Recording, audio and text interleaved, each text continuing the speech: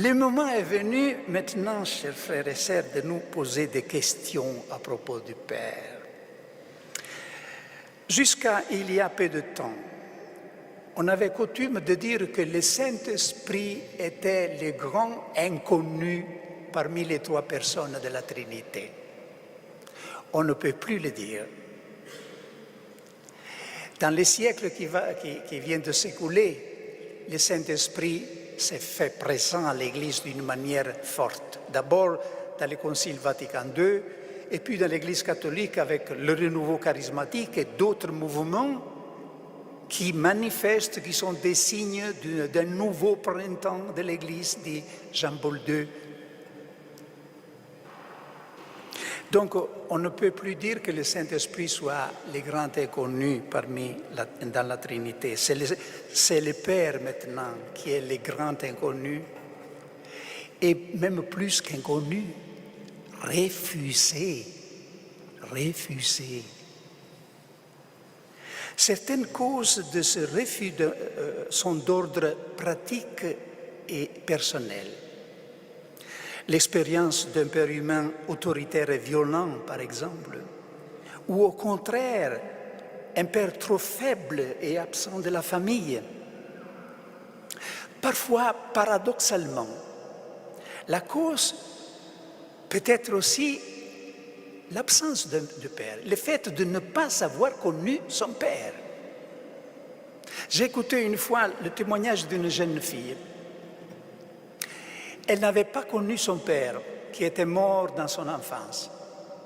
Et pourtant, elle avouait avoir beaucoup de difficultés à se relater à Dieu le Père.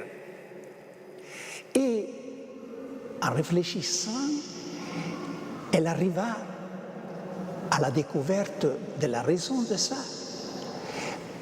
Et lorsqu'elle faisait quelque chose de mauvais, la mère était toujours là pour lui dire « Ah, si ton père était là, si ton père vivait, tu n'aurais pas fait ça, tu n'aurais pas parlé comme ça. » Elle avait fini pour se faire l'idée qu'un père, c'est quelqu'un qui toujours te reproche et qui toujours t'empêche de faire les choses que tu aimes. Et elle avait fini par refuser même l'idée d'un Père céleste. Autres causes sont d'ordre théorique, culturel et universel. Et nous, chrétiens, nous devons les connaître si nous voulons aider le monde sécularisé à retrouver l'essence religieuse de la vie. Nous, les premiers, devons avoir ce sens religieux, cette relation avec le Père bien claire à nous. Donc, quelles seraient ces causes culturelles du refus du Père? L'homme moderne revendique une autonomie absolue et étant donné que Dieu Père se présente comme le principe même et la source de toute autorité, il ne restait plus qu'à le nier. C'est ce qui est arrivé. Karl Marx disait « La racine de l'homme, c'est l'homme lui-même. Il n'y a pas d'autre racine. » Et Jean-Paul Sartre d'ajouter « Si Dieu existe, l'homme n'est rien. » Donc il faut qu'il n'existe pas.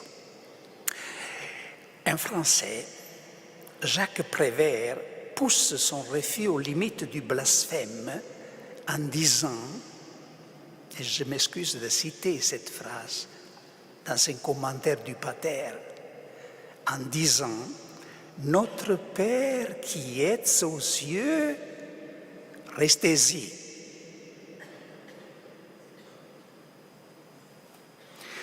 Freud pensait pouvoir donner une justification psychologique à ces refus. Pour lui, le culte du Père céleste n'est qu'une projection du complexe paternel qui porte l'enfant à idéaliser son Père de la terre après avoir voulu le tuer.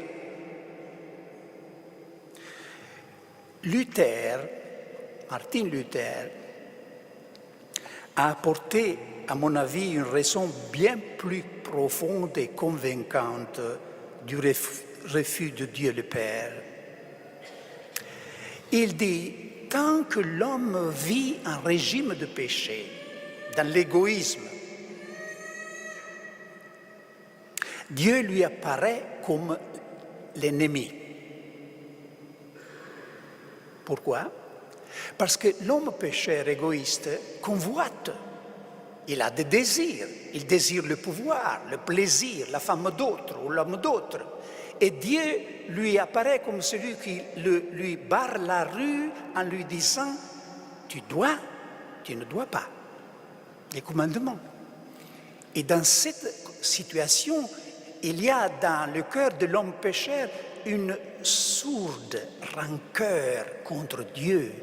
Et s'il dépendait de lui, il voudrait que Dieu n'existait pas. Ce n'est pas une description théorique abstraite, c'est notre portrait comme homme pécheur. C'est là, le fond, ce qu'il y a au fond de nos... c'est pour ça qu'il fallait la rédemption du Christ. Parce que naturellement, Saint Paul le dit très clair, que les désirs de la chair est inimitié contre Dieu. Il ne se soumet pas à la loi de Dieu. En révolte, il y a une révolte. À propos de la période qui précède la révélation biblique, un auteur du IIe siècle, donc très ancien, disait « L'ignorance du Père était cause d'angoisse et de peur. » Et c'est la même chose aujourd'hui. L'ignorance du Père est toujours source d'angoisse et de peur. Si le Père est à tout niveau, spirituel et matériel, la racine ultime de l'être, sans lui, nous ne pouvons que nous sentir déracinés. Et en effet, un des traits de notre culture, de notre mentalité, surtout parmi les jeunes, c'est d'être déraciné, de ne pas savoir des racines. Il est urgent donc de remettre en lumière le vrai visage de Dieu Père. Et ce visage est là, consigné à jamais dans l'Écriture. Et il tient en une parole. Dieu est quoi? Amour. Dieu est amour. Le mot Dieu, dans le Nouveau Testament, lorsqu'il n'est pas suivi de spécification, signifie toujours le Père. Donc Dieu le Père est amour. Dieu le Père a tant aimé le monde qu'il a donné son Fils unique pour le sauver. C'est là que réside toute la différence entre le Dieu des philosophes et le Dieu de l'Évangile. Le Dieu des philosophes est un Dieu qui doit être aimé, mais qui n'aime pas. Aristote, par exemple, le plus grand peut-être des philosophes grecs avant le Christ, disait « Dieu meut le monde en tant qu'aimé, non en tant qu'aimant, en tant qu'aimé. » Il ne peut pas aimer le monde, il se disqualifierait s'il le faisait, parce qu'il entrerait dans la contingence de l'histoire. Et voilà que Saint Jean, qui a absorbé l'enseignement du Christ, vient et avec toute simplicité dit le contraire. En ceci consiste l'amour. Ce n'est pas nous qui avons aimé Dieu, c'est Dieu qui nous a aimés le premier. Et nous aimons parce qu'il nous a aimés le premier, un renversement total. Peut-être vous vous rappelez la première question de l'ancien catéchisme. Pourquoi Dieu nous a-t-il créés? Et quelle était la réponse? Pour le connaître, le servir, l'aimer dans cette vie et nous réjouir avec lui dans le paradis. Plus ou moins c'était ça, n'est-ce pas, la réponse? Vous vous rappelez? Bien, cette réponse, évidemment, est parfaite, mais elle est incomplète. Elle répond seulement à la question à quelle fin nous a créé Dieu, pour quel but nous a créés, pour le servir, l'aimer, etc. Elle ne répond pas à la question qui l'a poussé à nous créer. Pourquoi il nous a créés? Parce qu'à cette question, on ne peut pas répondre afin que nous l'aimions. Il faut répondre parce qu'il nous aimait. À la racine de tout, il y a son amour pour nous, non notre amour pour lui. La chose vraiment importante, a dit un philosophe, Kierkegaard, n'est pas de savoir si Dieu existe. Imaginez, il y a quelque chose de plus important que ça. La chose la plus importante n'est pas de savoir si Dieu existe, c'est de savoir s'il est amour. Et c'est vrai. Un Dieu qui, par hypothèse, ne nous aimait pas, nous ferait plus peur que confiance.